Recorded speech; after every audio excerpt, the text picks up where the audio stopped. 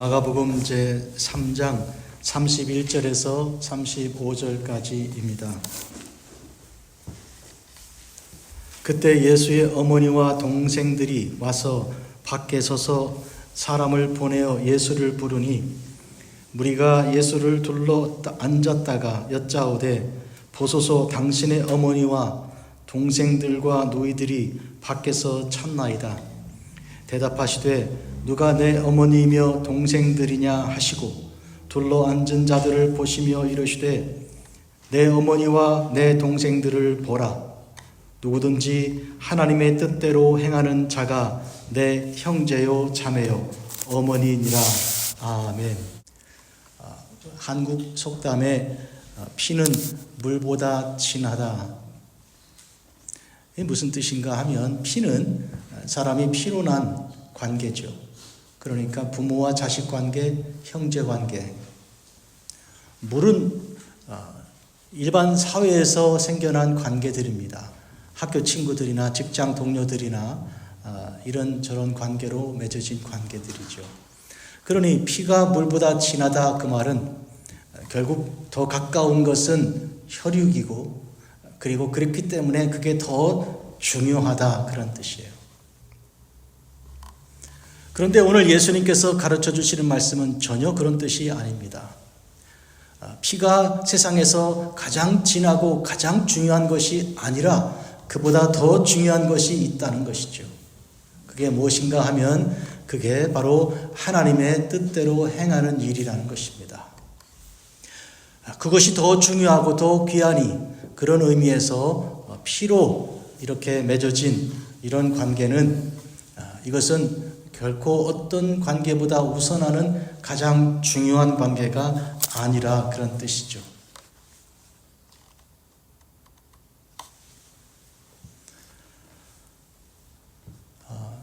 인간에게 가장 큰 문제는 미움이고 싸움인데요.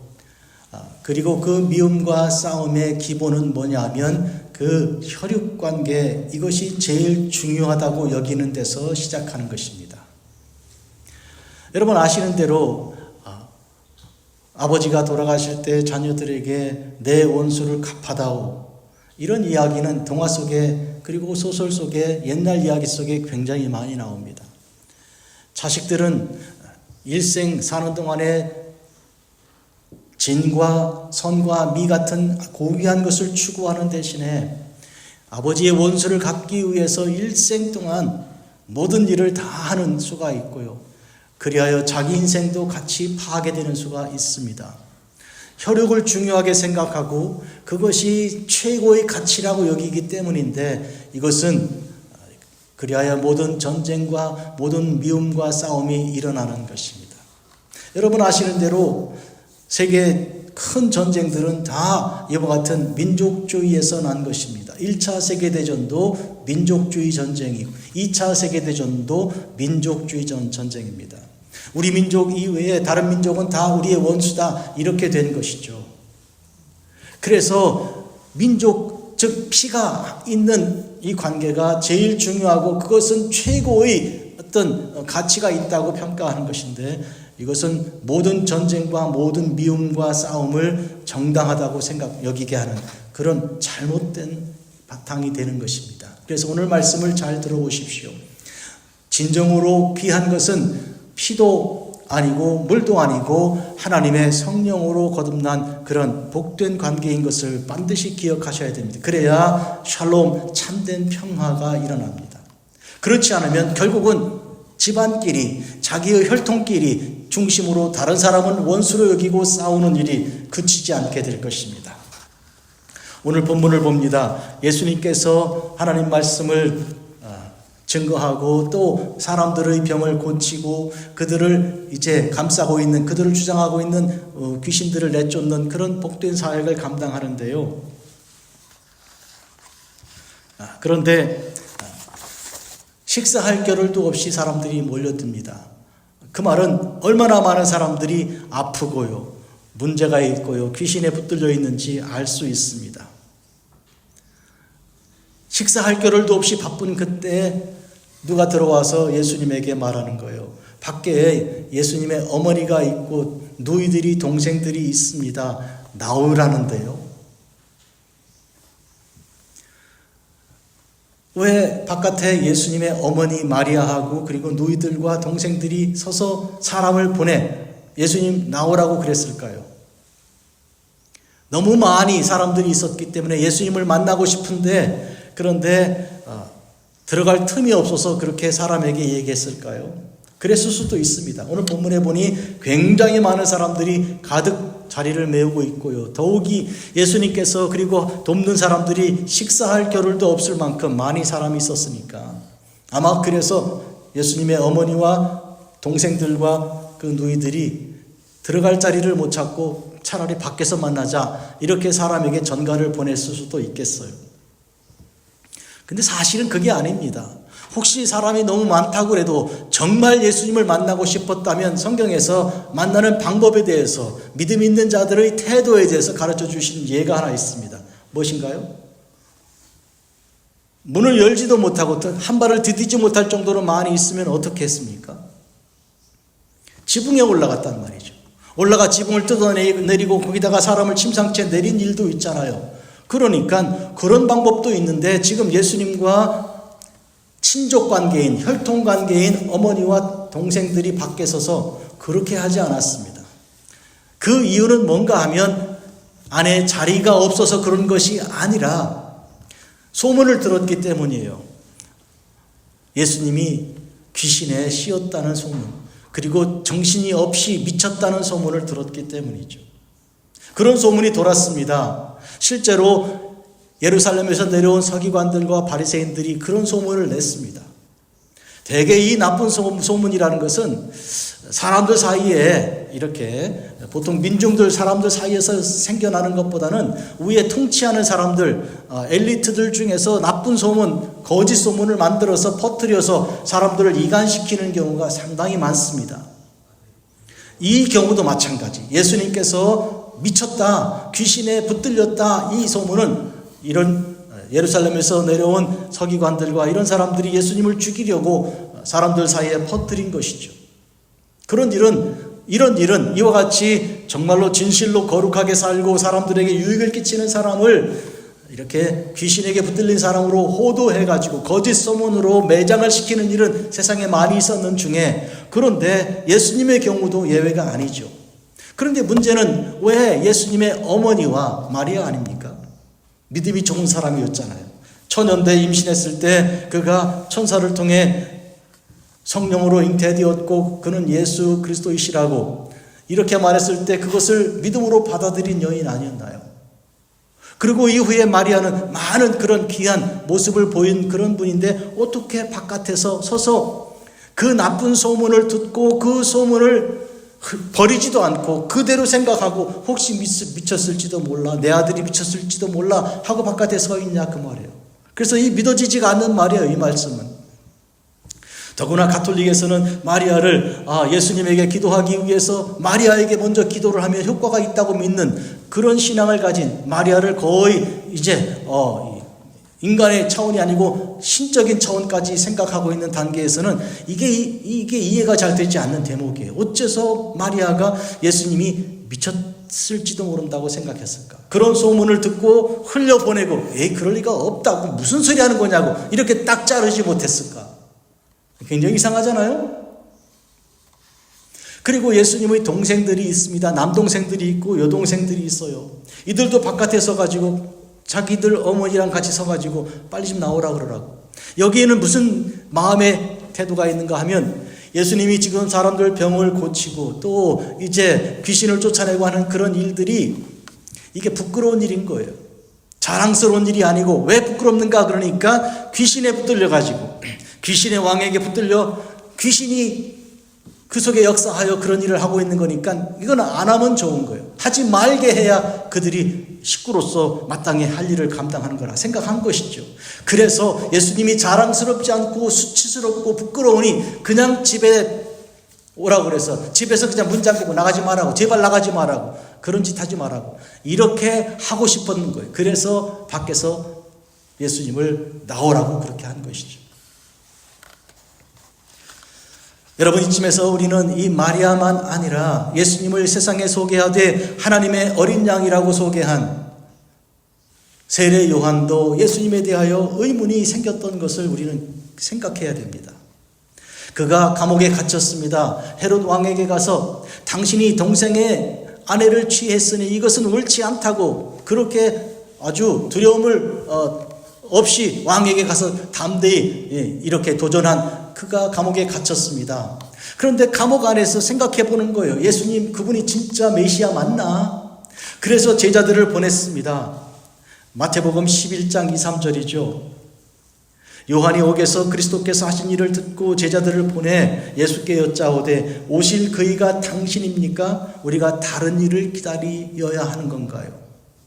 이상하잖아요. 아니, 세례 요한이 광야에서 사람들에게 도전하여 세례받게 하고 그 사람들에게 회개의 그런 어떤 도전을 하고 그들에게 세례를 베풀었던 그가 온 세상에 예수님께서 이제 오실 그분이 소개하고 그분은 높아져야 하고 자기는 낮아져야 할 것이고 나는 그분의 신들매를 풀기도 감당하지 못할 사람이라고 그리고 궁극적으로 예수님이 하나님의 아들이시라고 하나님의 어린 양이라고 소개했던 믿음으로 치면 세계 최고의 사람이요. 예수님께서 그 사람을 뭐라고 평가하셨습니까? 여자가 낳은 사람 중에 세례 요한보다 더 나은 자가 없다. 이 도대체 여자에게서 나오지 않은 사람 아무도 없잖아요. 그러니까 모든 사람 중에 최고라는 이 세례 요한이 지금 의심하고 있는 거예요. 예수님에 대해서. 그에 대하여 예수님께서 어떻게 대답하셨습니까?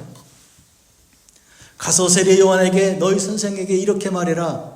병자들이 나음을 얻고 그리고 가난한 자들에게 복음이 전파되고 있고 이제 억눌린 자들이 자유함을 얻는 이 사실에가 이야기해 주어라. 그렇게 말씀하셨습니다. 그것은 하나님의 성령으로 역사하는 그 일, 그리고 예수님 당신께서 하나님의 아들 메시아이신 것을 증거하는 말씀이죠. 여기에다가 하나를 더하지 않으셨어요. 에이, 세례 요한 나를 의심해? 그럴 수가 있냐고 배반감이 든다고 괘씸하다고 가서 그래라 이러진 않으셨다. 왜요? 세례 요한만 아니라 인간이 누군지를 예수님은 아시기 때문에.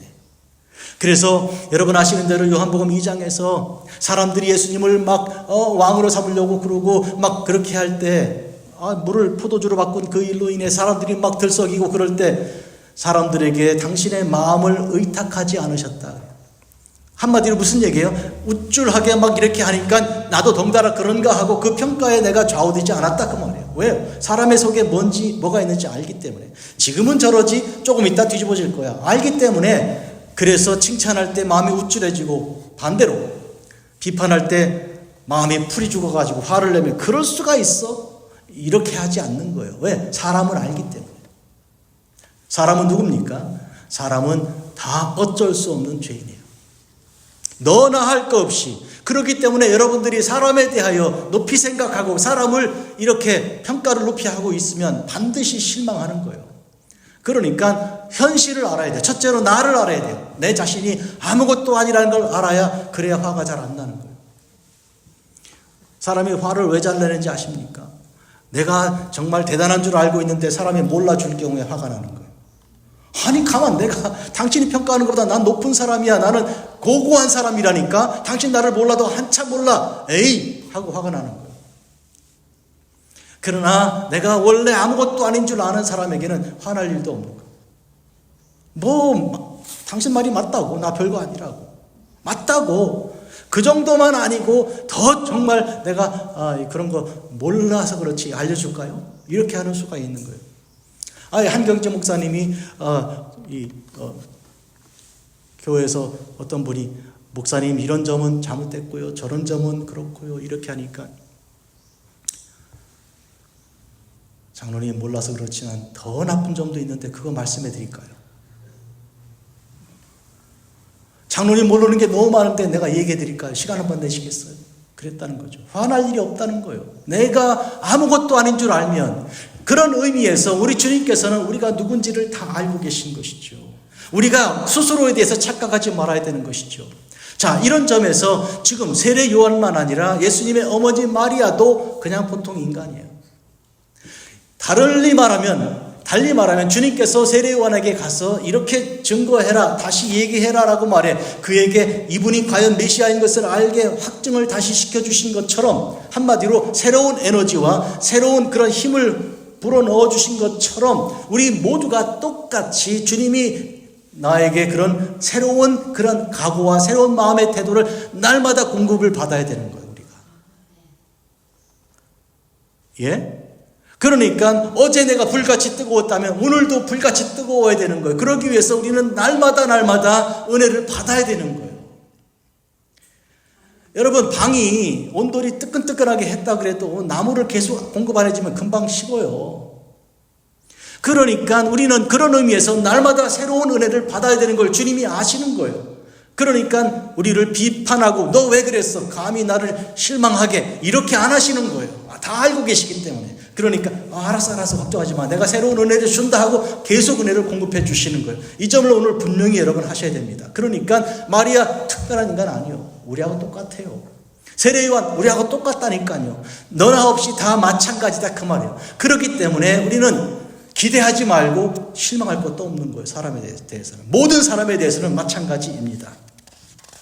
문제는 뭐냐 하면 사람들이 이렇게 예수님에 대하여 나쁜 소문을 퍼뜨리고요. 그것이 우리가 믿어지는 그런 약한 존재라는 것을 우리가 생각해야 되는 거예요. 이에 대해서 주님께서는 비판하는 대신에 우리를 확신을 새롭게 주시는 그런 분이신 것을 우리가 알아야 합니다. 특별히 나쁜 소문에 대해서 예수님께서 부활하셨잖아요. 무덤이 비었지 않았습니까? 그런데 그 경비병들이 가서 대제사장들과 이런 예수님을 죽이려고 했던 사람들에게 보고를 하였습니다. 부활하신 것 같은데요. 이거 정말 큰일 났는데요. 그랬더니 그들이 뭐라 그랬습니까? 군인들에게 돈을 많이 주며 이르되, 마태복음 28장 11절입니다. 돈을 많이 주면서 너희는 말하기를 그의 제자들이 밤에 와서 우리가 잘 때 그를 도둑질하에 갔다고 말해라. 거짓말이잖아요. 그런 소문을 지금 내라고 돈 주고 지금 소문을 만들고 있는 거예요. 그리고 만약에 이 일로 인해 총독이 듣고 뭐라고 그러면 내가 총독은 다 막아줄 테니까 너희들은 걱정하지 말고 그렇게 소문만 내라 하고 돈을 준 거예요. 그랬더니 군인들이 돈 받고 그 들은 대로 가서 했다. 그러니 그들이 유대인 가운데 그 말이 있었다.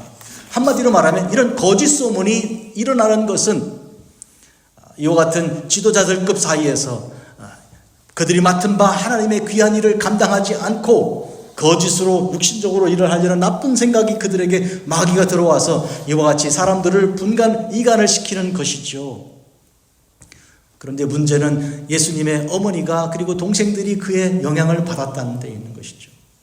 안타까운 일이고 슬픈 일입니다. 예수님 바깥에 누가 있는지 아십니까? 주님은 그때 설교하고 계셨고 병을 고치고 계셨고 귀신을 쫓아내고 있었죠. 바깥에 어머니가 와 계시고요. 그리고 여동생들이 남동생들이 있습니다. 주님께서 뭐라고 대답하셨게요? 그래. 그러면 내가 이걸 그만두고 만나야지 하고 일어나 나가시지 않으셨어요. 안 하셨다고요. 어떻게 하셨습니까? 누가 내 어머니냐? 누가 내 동생들이라고? 하고 물으신 거예요. 마치 바깥에 서 있다고 기다리고 있고 나오라고 한다는 말을 못 들은 것처럼 그렇게 말씀하시고 대답을 어떻게 하셨을까요? 스스로 대답하신 거예요. 질문하시고 대답하신 거예요. 봐라 여기 이 안에 여기 내 어머니가 있고 여기 나의 형제가 있고 나의 자매들이 있다고. 누구든지 하나님 말씀대로 행하는 자가 내 어머니고 내 형제고 내 자매들이라고 그렇게 말씀하신 것이죠. 이 말씀을 얼핏 들으면 1차적으로 들으면 지금 예수님께서 당신의 어머니를 부인하고 계시고 자기의 형제들에 대하여 이제 인정하지 않으신다. 굉장히 차가우신 분이시다. 예수님 정말로 정신이 없으신가 보다. 이런 생각할지 몰라요. 그래서 그런 것이 아닙니다, 여러분. 여기서 기억해야 하는 것은 누구든지 하나님의 뜻대로 행하는 자라야 내 어머니고 내 자매고 내 형제라는 이 뜻 속에는 우리가 육신적으로 어머니가 되고 육신적으로 형제가 된 것에 매여서 그것이 최고의 가치라고 평가했을 때 오는 그런 악한 일들을 우리가 근본적으로 뿌리 뽑기 위하여 우리가 반드시 가져야 할 태도입니다. 한마디로 말하면 우리는 주 안에서 누가 내 어머니인지, 누가 내 형제요, 누가 내 자매인지를 정확하고도 바르게 알아야 합니다. 한마디로 말하면 여러분이 진짜 여러분의 어머니라면, 여러분의 형이고 동생이라면, 그래서 그 형과 동생을 위해서 여러분이 모든 걸 하고 싶다 그러면 그들에게 예수 그리스도의 복음을 전하고 생명이 무엇인지를 말해주고 그리고 구원받는 길을 증거해야 되는 거죠.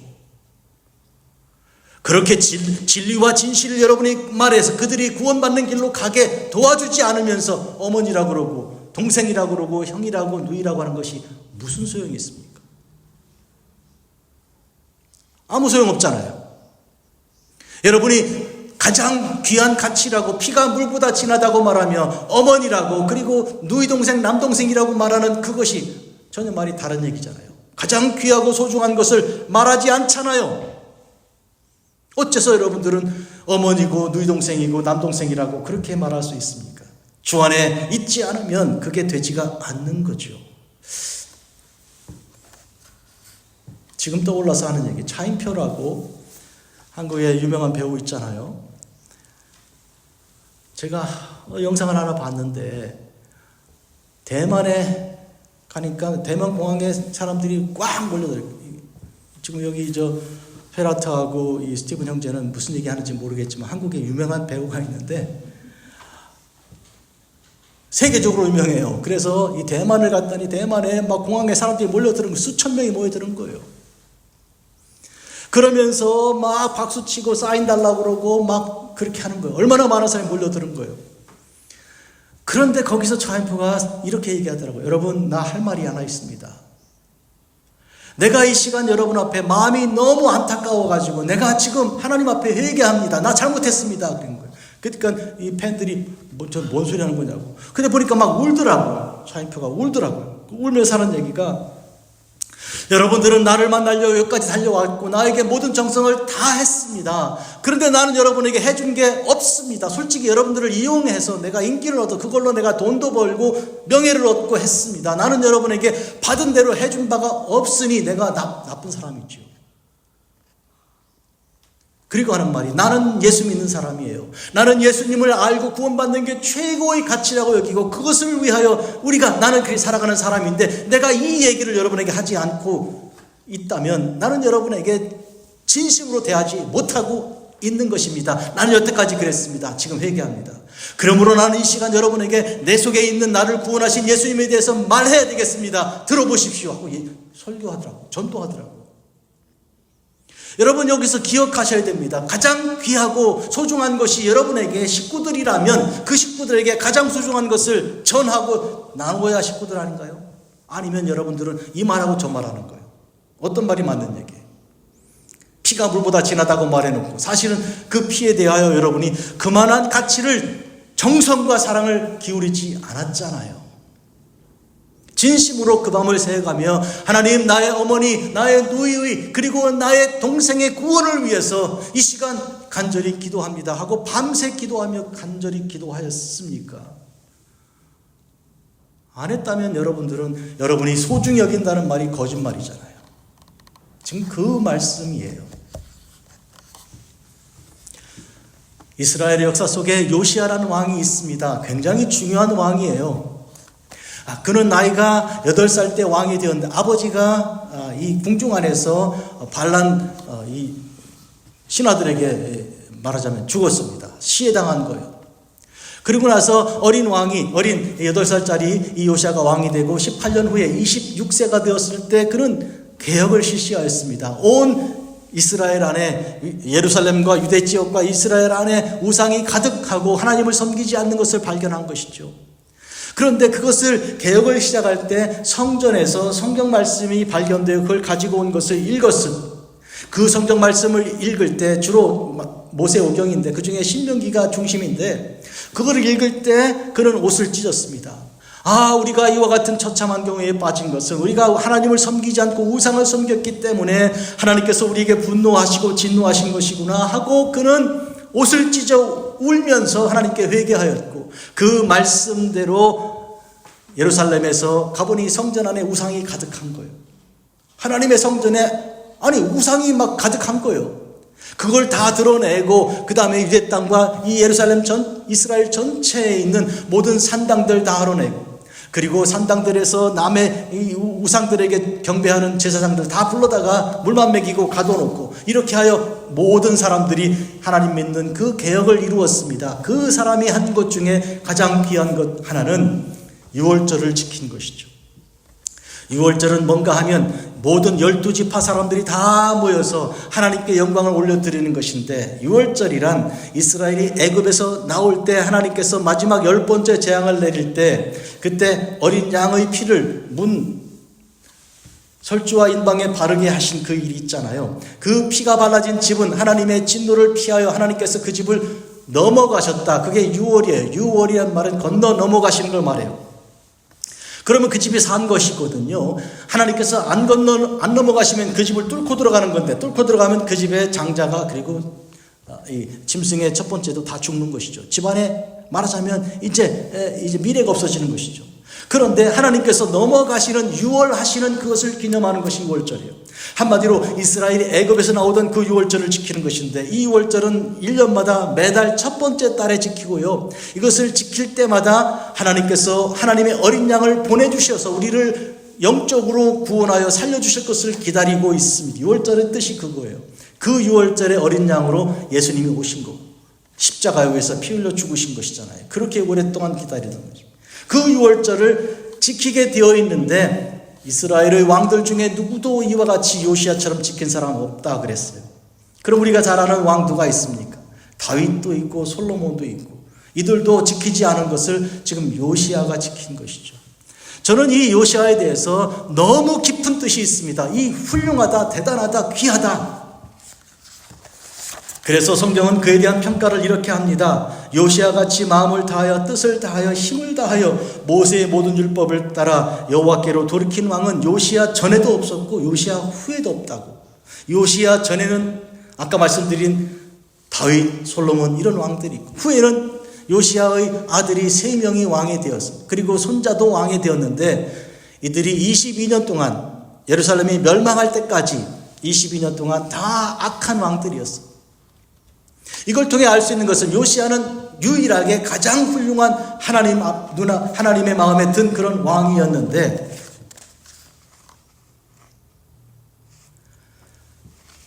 그런데 오늘 묵상 기도하면서 읽어드린 말씀이 열왕기하 22장 말씀에 보면 훌다라는 여자 선지자가 하나님 명령 말씀을 전합니다. 요시야가 보낸 사람들에게 너희는 가서 왕에게 이런 말을 전하라 하고 증거하는데, 내가 이 땅에 내리고자 한 그런 재앙을 다 내릴 것이라고.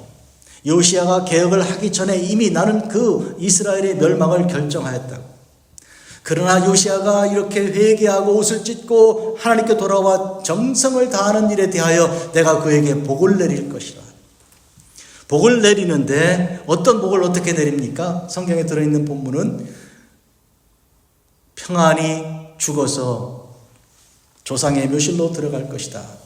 예루살렘에 임할 그 어마어마한 재앙과 고통과 죽음을 그는 보지 않게 될 것이다. 이것은 무슨 뜻입니까? 예루살렘이 멸망할 때, 즉 요시야가 이 개혁을 하고 나서 22년 후에 이후에 22년 후에 멸망할 때 바벨론이 예루살렘을 포위하고 그 예루살렘 성을 어떻게 파괴시켰는지,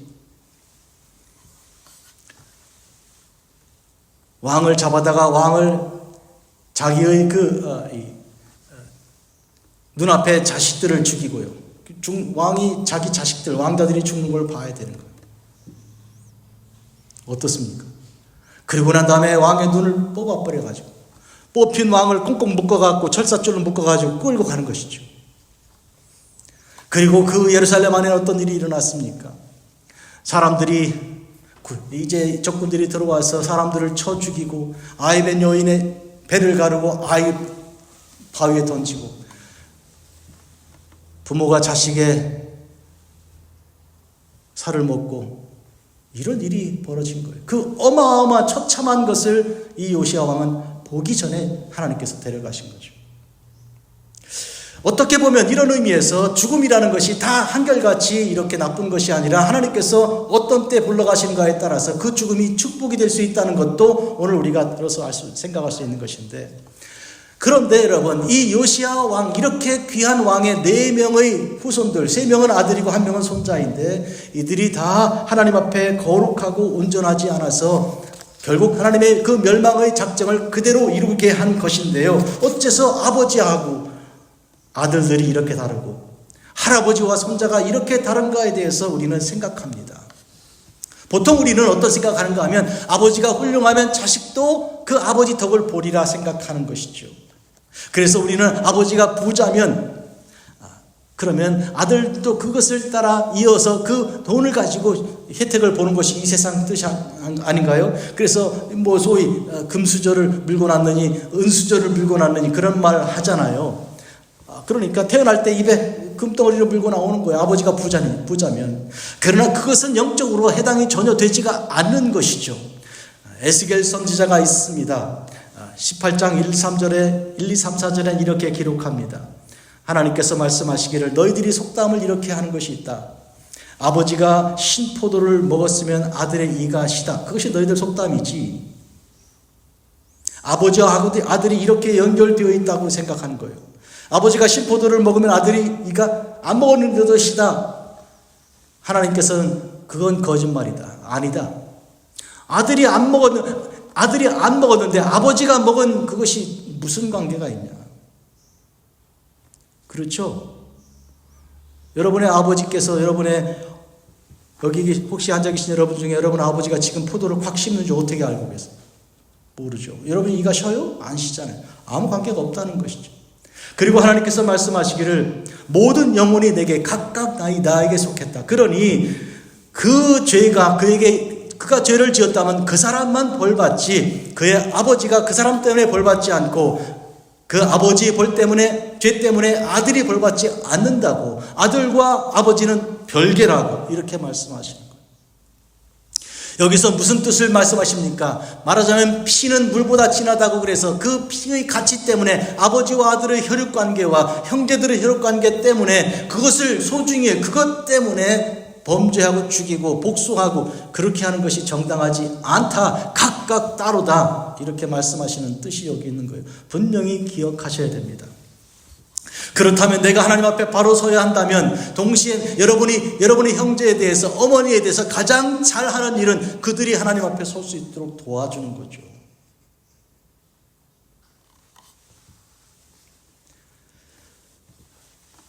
많은 사람들이 자기 형제들이 부모가 아직 예수를 믿지 않고 구원받는 그 은혜에 이르지 못했을 경우에 그럼에도 불구하고 그들을 두고 선교지로 나가고 그리고 복음을 전하는 수가 있습니다. 그 생각하는 거예요. 그 왜 어머니하고 왜 동생들을 위해서 먼저 수고하지 않고 그들에게 전도하지 않고 왜 해외에 나가서 전도하냐고 그렇게 말하죠. 조금 달리 얘기하면 한국의 선교사들이 해외에 많이 나가잖아요. 그러면 이렇게 말하는 거예요. 한국에 아직 예수 안 믿는 사람들이 얼마나 많은데 왜 딴 데 가서 아프리카 사람들 왜 남미 사람들한테 그렇게 힘쓰냐고. 한국에 얼마나 많은 사람들이 예수 안 믿는 사람들이 있는데 그걸 국내 전도하면 좋은데 왜 그렇게 하냐고. 이렇게 말하는 사람도 있죠. 또 반대로 정말로 하나님께로부터 은혜 받은 사람이에요. 가서 복음을 전하면 얼마나 많은 사람에게 복음이 전파되고 얼마나 잘 가르치는 은사도 있고 영적인 탁월한 힘이 있는데 결혼을 잘못한 거예요. 남편이 예수를 믿지 않는 거예요. 그래서 그 남편을 구원받게 하려고 애를 쓰고 남편에게 여러 가지 부당한 대우를 받고요. 그러면서도 눈물로 기도하고 시간 다 보내고 세월 보내가지고 나이가 60, 70대 가지고 겨우 남편이 중풍도 걸리고 뭐 할 것도 없고 이러다 저러다 보니까 그러면 믿어볼까? 이래가지고 교회 결국 나온 거예요. 생각해보는 거예요. 저 권사님이 아예 그냥 남편 떼놓고 나가서 전도하고 복음을 전했다라면 얼마나 많은 사람에게 복음을 전했을 텐데 왜 한 사람 붙들고 저렇게 시간을 보냈을까? 이렇게 생각하죠. 두 가지 극단이 있어요. 그러나 여러분 기억하셔야 됩니다. 이 복음을 전하고 하는 이 사명의 일은 결국은 내가 판단하고 할 것이 아니고 성령이 우리에게 어떻게 하시는가 달려있는 것이죠. 복음 전도란 원래가 그런 거예요. 그러니 성령께서 지금 땅끝으로 가라 그러면 아직 여기 할 일이 남아있는데요. 아직 한국을 위해서, 아직 내 식구들을 위해서 그래도 가라 그러면 가는 거예요. 반대로 나가면 참 많이 일을 할 텐데 왜 여기 붙들려서 저 한 사람 때문에 저러고 있는가 하는 경우가 있어도 그것도 성령이 그렇게 하라면 하는 것이죠. 그러니까 오늘 우리는 이걸 알아야 됩니다. 이것은 비즈니스 같은 전략을 가지고 할 것이 아니고 하나님의 명을 받아 살아가는 그런 것이죠. 여러분이 그런 의미에서 이 복음을 증거하는 일로 어떤 부르심을 어떻게 바라는가를 깊이 생각해 보아야 되는 것이죠. 지금 주님께서 가르쳐 주시는 것은 이 안에 들어와서 주의 말씀을 듣기 위해서 아픔과 고통과 괴로움을 무릅쓰고 주께 와 주의 말씀을 듣는 바로 그 사람들에게 복음을 전하라고 성령께서 부르신 그대로 역사하는 것이죠. 그러면 예수님의 어머니와 예수님의 동생들 밖에 서 있어서 예수님을 불러내려고 했던 그들은 어떻게 되었습니까? 예수님께서 그들을 돌보지 않으셨습니까? 돌보셨습니다, 여러분. 다만 때가 있었던 것이죠. 언제요? 여러분 아시는 대로 예수님께서 십자가 위에 달리셨을 그때에 예수님의 어머니가 앞에 있었지 않았어요? 그때 예수님의 제자 중 하나에게 요한이죠.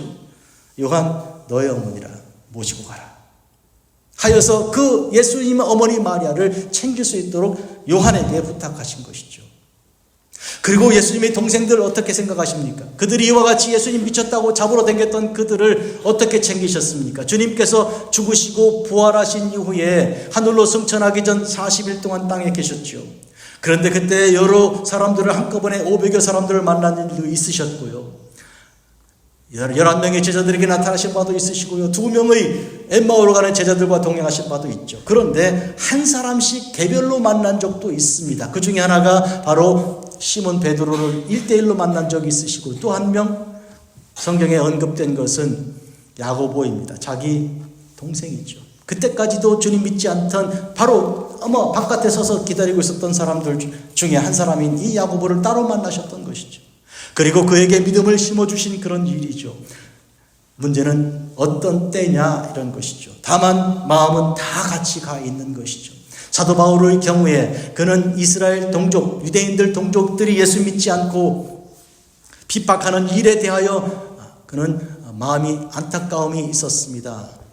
복음을 전하는데 제일 고통스러운 게 사실은 로마 사람들보다는 유대인들이 더 심각한 사람들이에요. 로마는요 차라리 다종교 사람들이기 때문에 모든 종교에 대해서 관용이 있는 사람들이에요.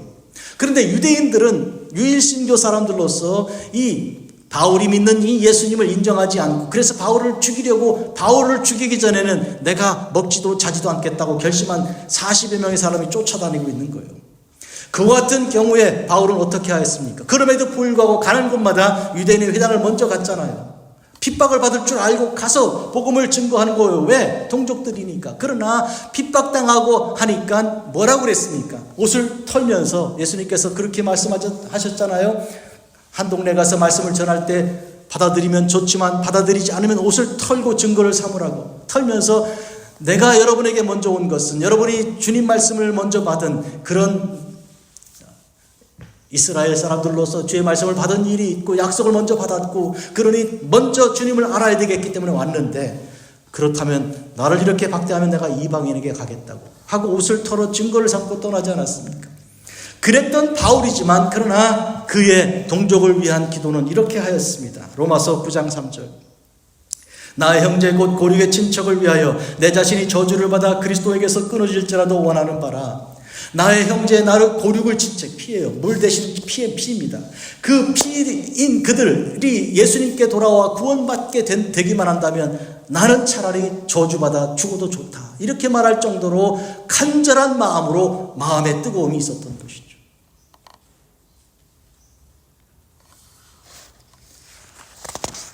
오늘 말씀을 정리하겠습니다. 문제는 우리가 예수님을 어떻게 여기는가?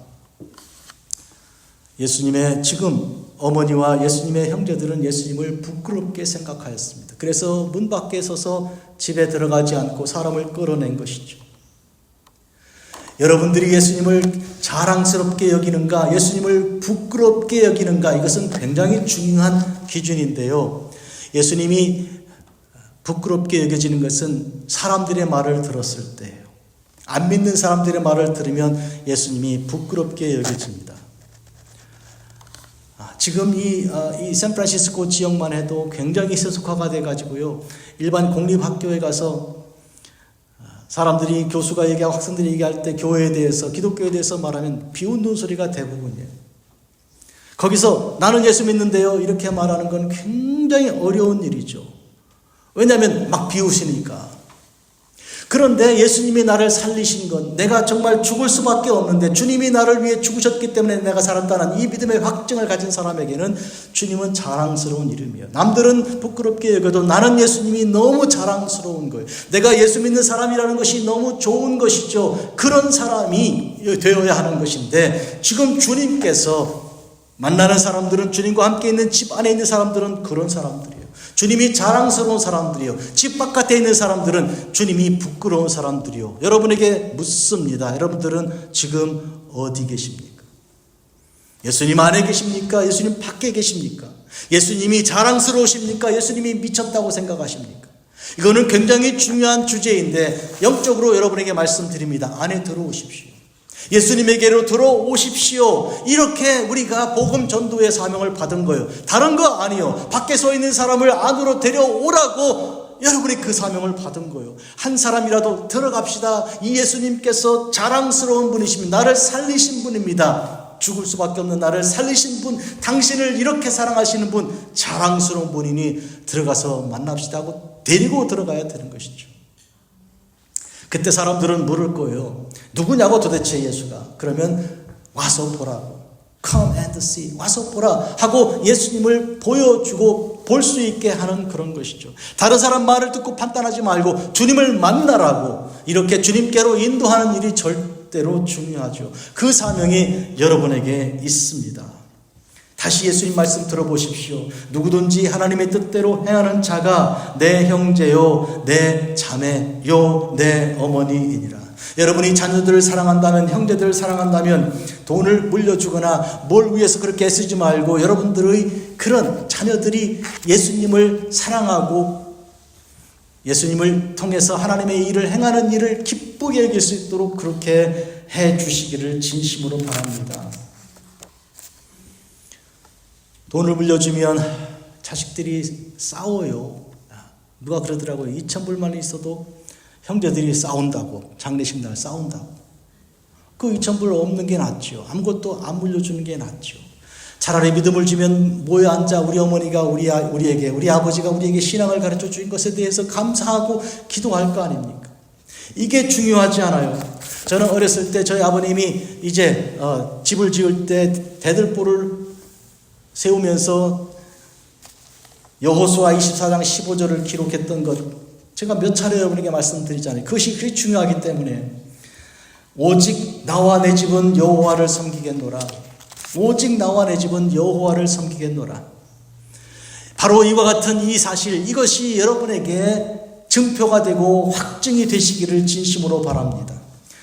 이 베이 지역에 선교사 부부가 있습니다. 우리가 아는 이 지역의 어떤 대학의 부부가 다 대학교 교수인데, 그런데 아프리카 루안다에 가서 헌신하는 그런 열심을 내는 그런 부부였어요. 그런데 그쯤 되면 자식들도 훌륭해야 되잖아요. 근데 놀랍게도 요시아의 경우처럼 자식들이 영 빗나가서 그냥 머리 이렇게 기르고 뭐 이 기타 치면서 헤비메탈 한다고 막 이렇게 댕기고요. 학교 안 가고요. 여기에 문신 막 하고요. 이런 아이들이에요. 저는 압니다. 남편도 알고 아내도 아는데 그렇게 훌륭한 분들이 없는데 어째서 자식들이 그러지 모르겠어요. 그래도 그들은 끊임없이 아프리카에서 헌신 봉사 섬기고 그렇게 하였습니다.